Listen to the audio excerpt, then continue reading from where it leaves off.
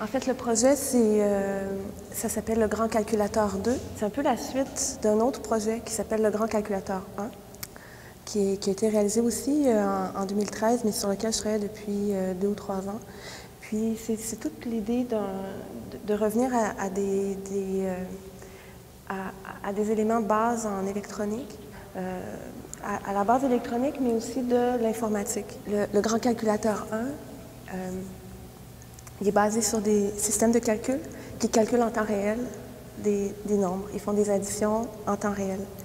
Puis, le Grand Calculateur 2 a la possibilité de mettre ces nombres-là en mémoire. Alors, c'était ça l'idée de base, qui est le Grand Calculateur 1, qui, lui, est la logique combinatoire. En temps réel, il fait des combinaisons de portes logiques qui donnent des résultats en chiffres.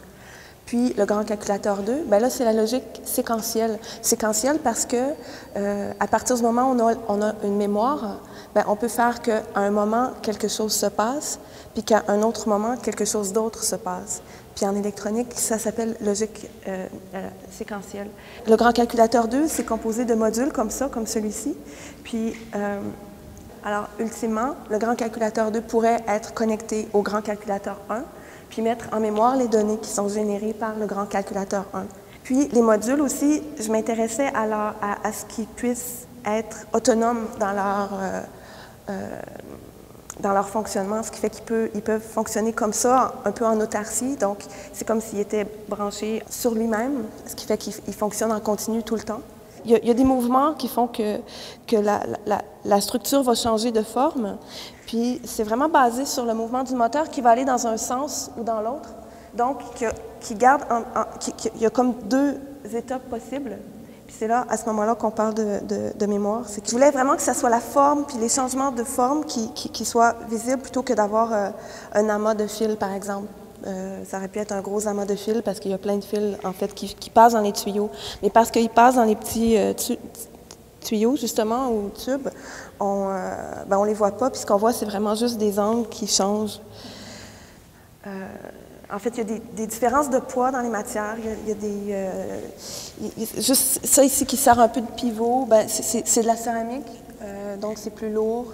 Les tubes vont être plus légers, ils vont pouvoir se déplacer.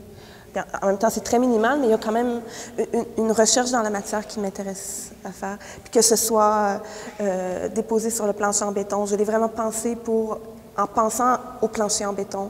Parce qu'il y a un moment où j'avais des tiges en bois aussi à mon atelier, parce que mon atelier, le plancher est en bois, puis ça marchait bien, mais je me disais, non, ça ne va pas marcher sur le plancher en béton. En fait, on ne l'a pas dit encore, mais le projet a été réalisé avec le support d'Avatar. Souvent, mes projets, la plupart de mes expositions se développent dans des contextes in situ. Souvent, je vais aller faire des résidences, puis je vais développer le projet sur place. J'ai travaillé dans un espace.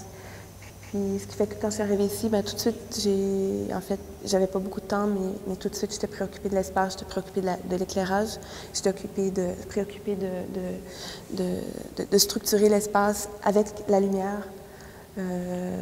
Puis avec des éléments simples comme toute la rangée de trous au mur qui arrivent à habiter l'espace même si il n'y a pas plein d'objets partout. Je pense que ça occupe l'espace, la façon dont la lumière aussi va structurer l'espace.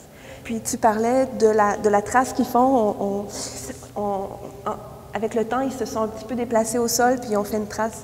Puis en fait, souvent j'y pense comme j'ai fait beaucoup de dessins avec des machines que je déposais sur du papier photographique. Puis là, en chambre noire, ça faisait une trace sur le papier photographique du mouvement de la machine.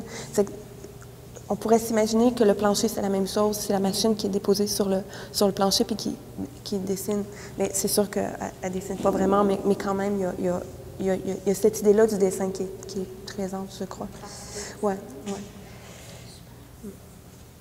Ben, écoute, je pense qu'on a fait le tour, donc c'est bon. Quel enfer.